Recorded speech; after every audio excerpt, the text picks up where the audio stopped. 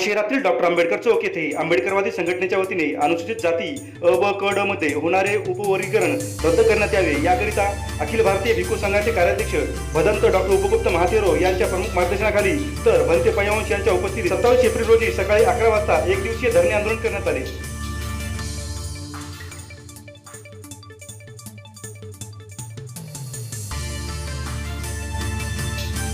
बदर समितीचा अहवाल महाराष्ट्र शासनाचा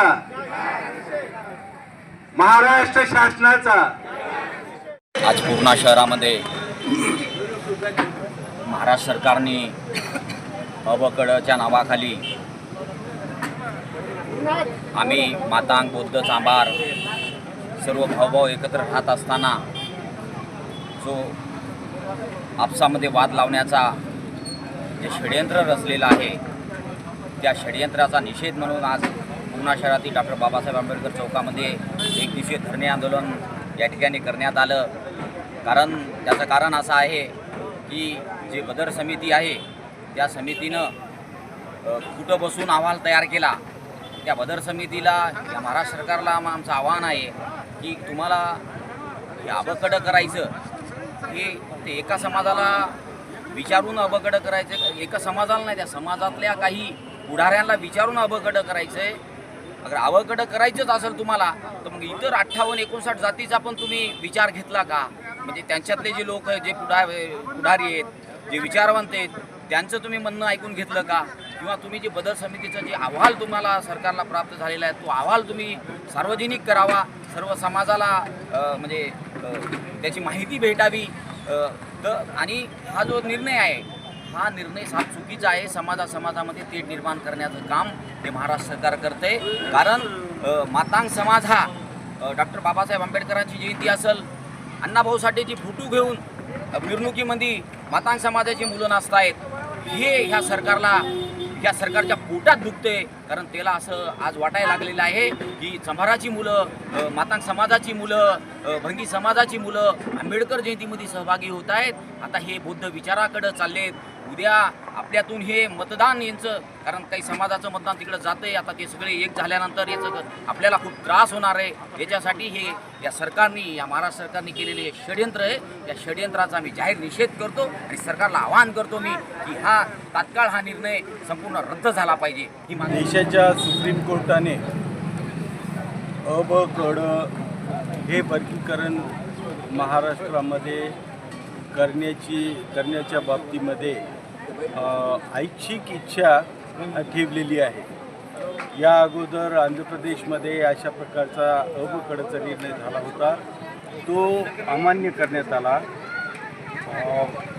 आज महाराष्ट्रामध्ये हेतुपुरस्सर फडणवीस सरकार मातंग आणि महार, बौद्ध आणि अन्य जातींना आपापसामध्ये लढवण्यासाठी म्हणून अशा प्रकारचा निर्णय करत आहे। वस्तुतः बदर समिती ही कोण समिती, ती कधी आली, कधी निर्माण झाली, तिने काय कोणते निकष लावले आणि अबकड करण्याचा निर्णय घेतला, या बाबतीमध्ये कोणतीही सूचना, कोणताही अहवाल, कोणताही फेरा महाराष्ट्रामध्ये त्यांनी केलेला नाही।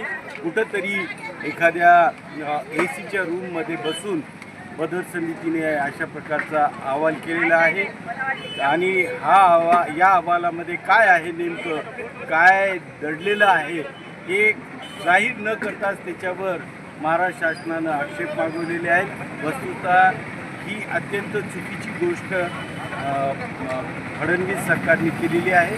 आमची आज या धरणेच्या माध्यमाने महाराष्ट्र सरकारला विनंती आहे की अशा प्रकारे आपापसामध्ये तुम्ही आम्हाला जातीमध्ये भिडवण्याचा आणि वातावरण महाराष्ट्रामध्ये दूषित करण्याचा प्रयत्न आपण करू नये, अशा प्रकारचं निवेदन आज पुणेचे माननीय तहसीलदार यांच्या मार्फत राज्य शासनाला पाठवण्यात आलेलं आहे। दिनांक 27 एप्रिल 2026 रोजी पूर्णा शहरातील तमाम आंबेडकरवादी प्रेमींच्या विद्यमाने अबकड वर्गीकरणाच्या विरोधामध्ये धरणे आंदोलन सकाळी 11 वाजल्यापासून आतापर्यंत चालू आहे।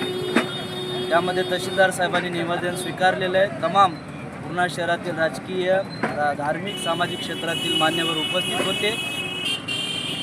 या वर्गीकरणामध्ये 58 जाती येतात. त्यामुळे आमचं एक म्हणणं आहे की जी 58 जी जाती आहेत ही सख्या भावासारखी एकमेकांसोबत आहेत. हे सरकारचं धोरण जरासं चुकीचं असल्यामुळे एक वेगळ्या प्रकारचं त्यांनी षडयंत्र या महाराष्ट्रामध्ये रचण्याचा गट त्यांनी रचलेला आहे. परंतु या 58 जातीमधले सर्व सहकारी आम्ही सोबत घेऊन त्याला हाणून पाडण्याचा आम्ही तंतोतंत प्रयत्न आम्ही शेवटच्या वेळेपर्यंत करणार आहोत, हे सुद्धा आम्ही सरकारला नमूद करतो. राहिला प्रश्न बौद्ध समाजाचा, बौद्ध समाज नुकसान होऊ देणार नाही याची सुद्धा पूर्ण जबाबदारी खांद्यावर घेऊन पुढे आलेला आहे. त्यामुळं निश्चितच या बदर समितीचा आणि या महाराष्ट्र सरकारचा आम्ही जाहीर निषेध करतो. कारण की 14 एप्रिल हा आमचा डॉक्टर बाबासाहेब आंबेडकरांचा उत्सव असताना आम्हाला अंधाधुंद ठेवून अशा प्रकारचा निर्णय या सरकारने घेतलेला आहे. ते आम्हाला कदापि मान्य नाही. कसल्या पद्धतीची महाराष्ट्रामध्ये याची बातचीत झालेली नाही, चर्चा झालेली नाही, कुणाला माहिती नाही आहे. म्हणून हे अतिशय एकोप्याने म्हणजे एकाएकी घेतलेला हा निर्णय हे एका माणसाचा निर्णय आहे. म्हणून हा निर्णय आम्हाला कदापि मान्य नाही. आम्ही या निर्णयाच्या विरोधात आहेत. म्हणून आम्ही महाराष्ट्र सरकारचे बदर समितीचे जाहीर निषेध करतो आणि सरकारने लवकरात लवकर महाराष्ट्र शांत ठेवण्यासाठी याच्यावर काहीतरी उपाययोजना करून महाराष्ट्राला सुखा गोविंदानं नांदण्यासाठी प्रयत्नशील राहावं एवढंच आपणास नम्र आवाहन करतो. धन्यवाद. आदेश दिला आहे. त्यामुळं महसूल प्रशासन आपल्या मागण्यासाठी सध्या सकारात्मक आहे आणि ही मागणी त्या निवेदनाच्या मार्फत आम्ही शासनाला पाठवणार आहे आणि शासन योग्य ते या निवेदनावर कारवाई करेल असं मी आपण आश्वासन